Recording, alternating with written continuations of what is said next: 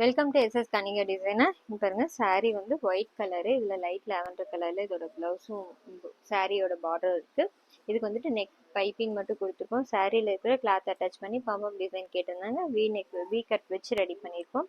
இந்த பேட்டர்ன் பிடிச்சிருக்குன்னு கேட்டாங்க. இது இன்னொரு saree. இது லைட் டிஷ்யூ saree தான், காட்டன் மிக்சிங் இல்லை.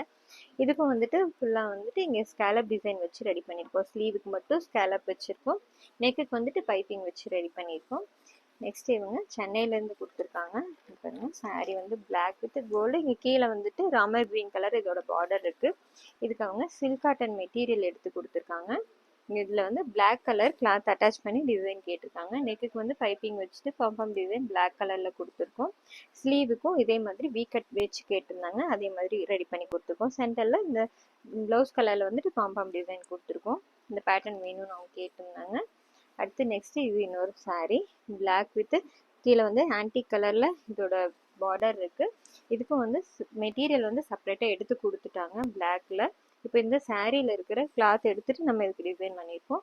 பேக்ல வந்து சென்டர்ல பாம்பாம் கொடுத்துருக்கோம். நெக்குக்கு வந்து பைப்பிங் வச்சு ரெடி பண்ணிட்டு சாரியிலேருந்து பார்டர் எடுத்துட்டு இந்த ஸ்லீவ்ல இங்க சென்டர்ல அட்டாச் பண்ணிட்டு சென்டர்லையும் பிளாக் கலர்ல பாம்பாம் டிசைன் கொடுத்து ரெடி பண்ணியிருக்கோம்.